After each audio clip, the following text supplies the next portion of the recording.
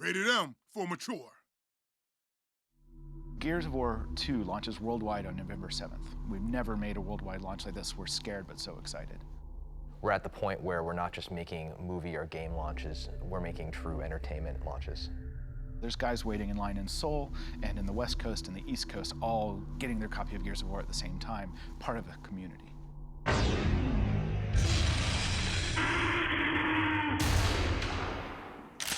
Gears is celebrated not only because of its solid core gameplay, but also because it's a very accessible and compelling universe.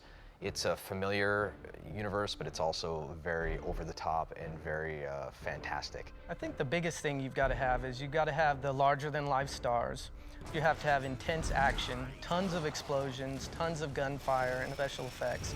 And then you have to sprinkle in a little bit of drama and, of course, romance for the ladies. If something happens to me, promise me you'll look for Maria. When you add in multiplayer components, when you add in being able to share this popcorn ride with a friend, I think that's what really makes a blockbuster in this day and age. I think those features are necessary in a game. It's true that a lot of video games that have big success aren't necessarily the most artistic or well-delivered stories, but I'm really hoping that with Gears of War 2 we can be both, that we can be a game that millions of people play and enjoy, but that we tell an important story, a story of moral ambiguity, of character and growth. If you think of a movie like The Dark Knight, this is a highly accessible film, action flick, summer popcorn that's got so much story and depth to it. We're working with those guys, the Legendary Pictures guys, on the Gears of War movie, and I would love to achieve that. You know it. Well, let's go jump some bullets at them grubs. Oh, yeah! You can have a great video game property and you can have a movie being made out of it, but until you have a 12-inch action figure that talks when you press a button, that's the magic moment. Nice!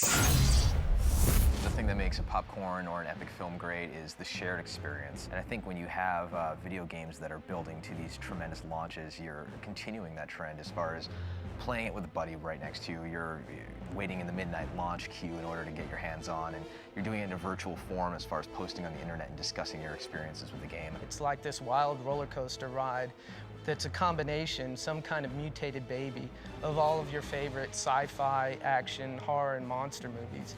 But for me, and I know for a lot of people, the biggest thing is the fun you can have with your friends. I love co-op and players being able to play a game, together. I think the difference of skill level between players often varies greatly.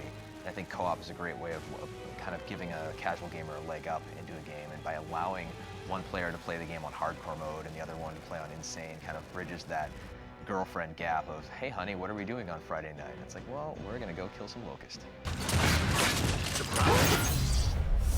I went to Comic-Con this summer, which for me, I had never gone, and it was actually incredibly exciting to go and be there with 160,000 people at the San Diego Convention Center. Oh boy, it's Marcus Phoenix. Shut up, robot.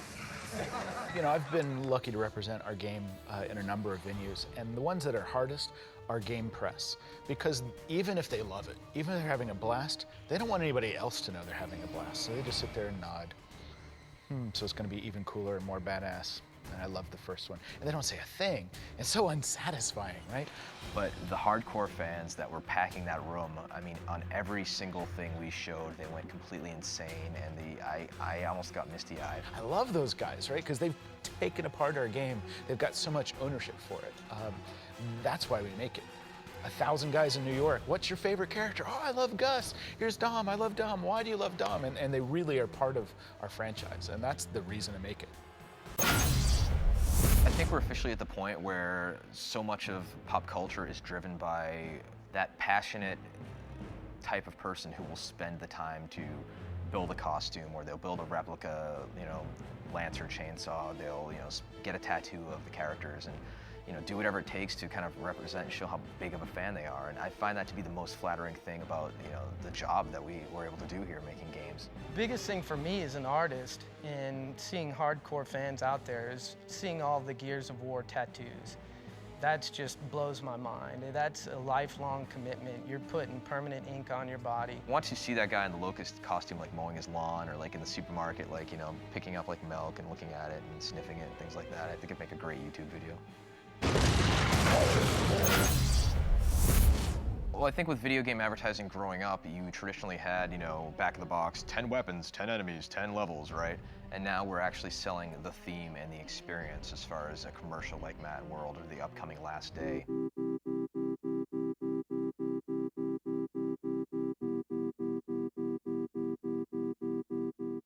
Mad World was a milestone for video game advertising as far as video game advertising truly growing up. It was truly a moment where a game spoke not only to all of the hardcore gamers that everybody knew would pick up the game, but random people stopping me in my building and saying, hey, I saw that commercial with the piano music. That was really cool. I think I want to check out that game.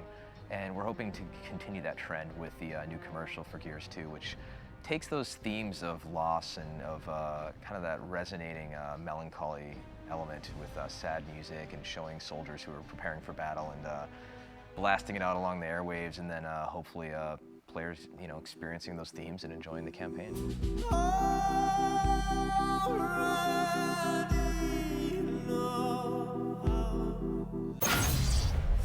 The creator of Princess Mononoke has this great quote, which is basically, if you want to grow your audience, you have to betray part of your current audience, because you have to change what you're doing to expand your audience. And that's scary for us, but we know that as we grow our game, as we change it, someone's going to get pissed off. You killed who?